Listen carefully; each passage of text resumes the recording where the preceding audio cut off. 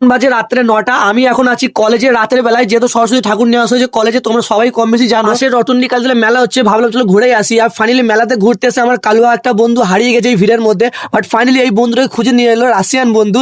তাই চলো 3 বন্ধু মিলে এখন আমরা মেলা ঘুরতে বেরিয়েছি। বাট আমার নাগরদোলা দেখে অনেকটা ভালো লাগলো, ভাবলাম চলো চাপি। তাই আর কি ভাবনা চিন্তা করার পর ফাইনালি আমি এখন চলে এলাম টিকিট কাটতে, 70 টাকা টিকিট। তাই 2 বন্ধু চাপার জন্য 2টো টিকিট কেটে নিয়েছি। আমার কিন্তু অনেক ভয় লাগে, এখন আমি ভাবলাম চলো একবার চাপাই যাক। যদি ওই ছোট ছোট ভাইরা চাপতে পারে, আমি কেন পারবো না? তুমি কথা ঘুরাইছো না, আমি তো ভাইটাও বিশ্বাস করছে না যে আমি নাগরদোলায় চাপলে আমার অনেকটাই ভয় লাগে। সত্যি বলতে ভাই, ওপর থেকে নিচে নামলে কেমন জানি একটা গুদু গুদু টাইপের হয়।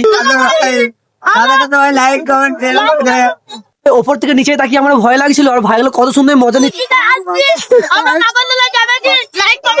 আমার তো চেপে পুরো ভয়ে জান ধুক ধুক করছে। আর ভাইদের মনে কথা ভাইরা অটোমেটিক খুলে বলে ফেলছে। ভাইদের কাছ থেকে আমার অনেক বড় বড় ভালোবাসা পাই। আর সত্যি বলে ওপর থেকে নিচের ভিউটা তোমাদের একবার দেখাই, দেখো সত্যি অনেক সুন্দর একটা আলাদা লেভেলের ভিউ ছিল। আর তোমরা কারা নাগরদোলায় চেপেছো গুসকার মেলাতে, অবশ্যই কমেন্ট একবার জানাও। আর আমার মতন ভয় পাও বাট চাপতে ছাড়বে না, চিল্লাতেও ছাড়বে না, আমি আর আমার বন্ধু ভাই আলাদা লেভেলে চিল্লিয়েছি। চলো ভয়েসটা শোনাই।